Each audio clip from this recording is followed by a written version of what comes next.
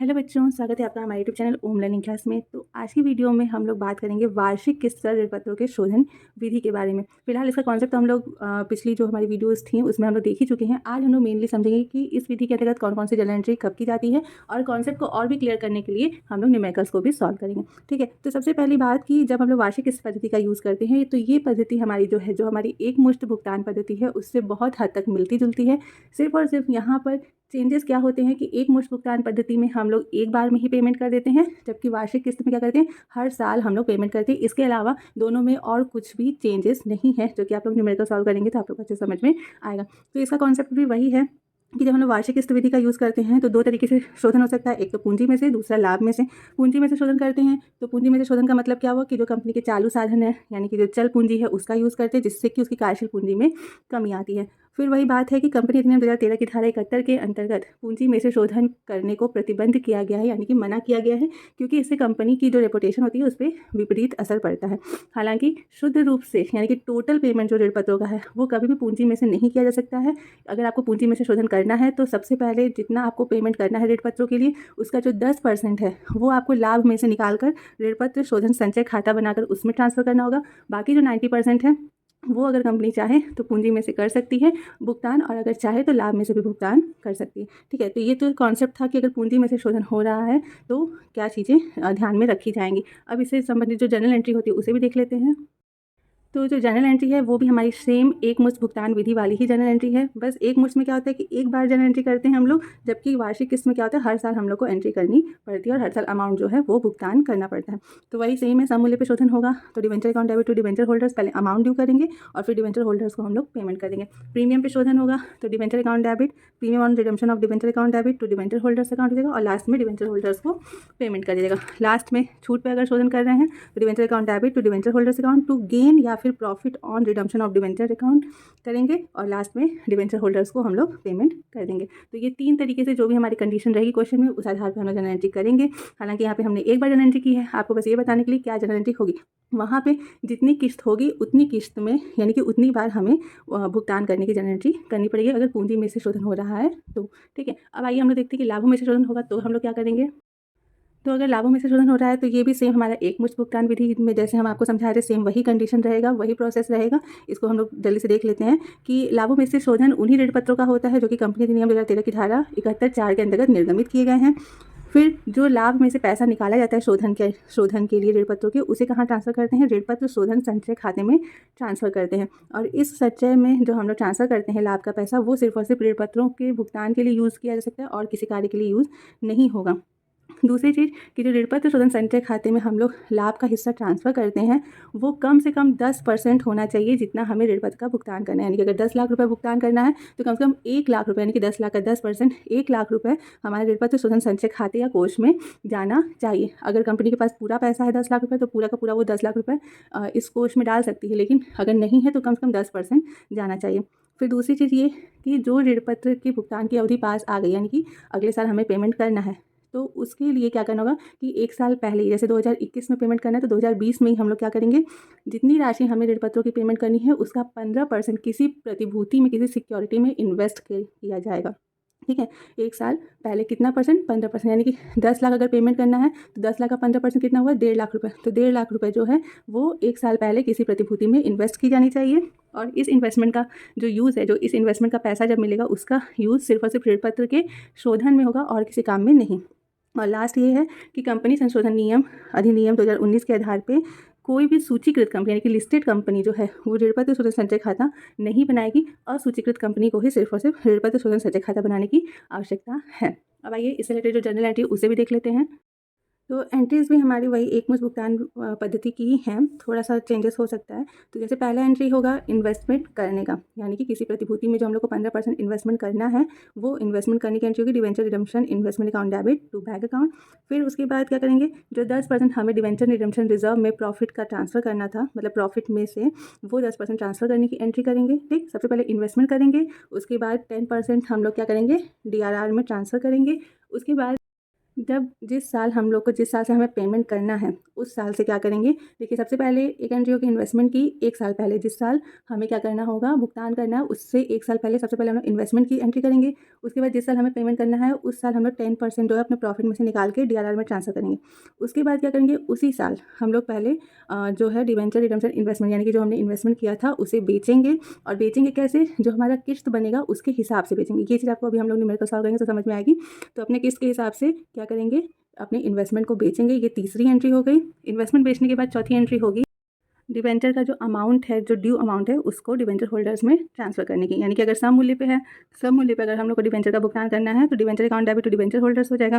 Premium पे भुगतान करना है तो debenture account debit, premium on redemption of debenture account debit to debenture holder हो जाएगा। और अगर हमें छूट पर भुगतान करना है तो debenture account debit to debenture holders to profit on redemption of debenture account. इन तीनों में से जो भी कंडीशन हमारे क्वेश्चन में दी होगी, जिस कंडीशन पे भुगतान किया जाएगा हमारे डिबेंचर्स का, उसकी हम लोग एंट्री यहाँ पर करेंगे। ये अमाउंट ड्यू होने की एंट्री। इसके बाद एंट्री होगी डिवेंचर होल्डर्स को उनके पेमेंट करने की। तो एंट्री हो जाएगी debenture holders account debit to bank account. और लास्ट में हम लोग क्या करेंगे, जो DRR यानी कि डिवेंचर रिडम्पशन रिजर्व अकाउंट में जो बैलेंस है, उस बैलेंस को हम लोग लास्ट में ट्रांसफर करेंगे जनरल रिजर्व अकाउंट में। तो अगर आपने एक मुश्त भुगतान विधि देखी है तो आपको समझ में आएगा कि ये पूरी की पूरी जनरल एंट्री उससे मिलती जुलती है, सेम जनरल एंट्री हो रही है। हालांकि बस यहाँ पर डिफरेंस कितना ये होगा कि अमाउंट जो है वो किस्तों में रहेगा और हमें एक ही जनरल एंट्री को कई बार करना होगा, यानी कि किस्तों के हिसाब से उतनी बार करना होगा। तो इसको समझने के लिए आइए हम लोग एक न्यूमेरिकल सॉल्व कर लेते हैं।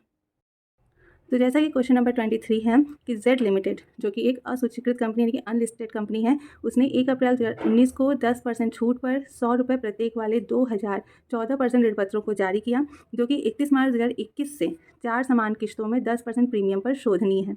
यह निश्चय किया गया कि आवश्यक राशि ऋणपत्र शोधन विनियोग खाते में विनियोजित की जाए। ऋणपत्रों के निर्गमन और शोधन के समय आवश्यक जर्नल प्रविष्टियां करना है और ऋणपत्रों के निर्गमन पर हानि और ब्याज के व्यवहार पर ध्यान नहीं देना है। तो देखिए इस क्वेश्चन में क्या है कि 4 समान किस्तों में भुगतान हो रहा है।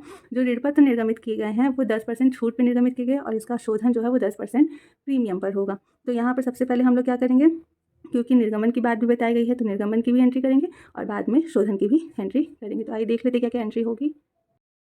तो सबसे पहले हम लोग यहाँ पर 1 अप्रैल 2019 को जो ऋणपत्र निर्गमित किए गए थे उनकी एंट्री करेंगे। तो क्या हो जाएगा, bank account debit to 14% debenture application and allotment account. अगर आपने हमारे शोधन की शर्तों पे ऋणपत्रों का निर्गमन जो एक हमारा टॉपिक है, ये वाली वीडियो देखी होगी तो आपको ये एंट्री काफ़ी अच्छे से समझ में आएगी। तो ये सबसे पहले हम लोग के निर्गमन की एंट्री हो जाएगी, bank account debit to debenture application and allotment account. अब क्योंकि 2 लाख के ऋणपत्र हैं, ठीक है, देखिए 2000 ऋणपत्र हैं, जो कि एक ऋणपत्र 100 रुपये का यानी कि 2 लाख का ऋणपत्र है और इसका 10% छूट पे निर्गमन हुआ, यानी कि 10% छूट यानी कितना हो गया, 20,000 की छूट, यानी कि हमने निर्गमन कितने में किया, 1,80,000 में किया है। तो 1,80,000 हम लोग यहाँ पे दिखा देंगे। उसके बाद debenture application and allotment account को ट्रांसफर कहाँ किया जाता है, डिबेंचर अकाउंट में।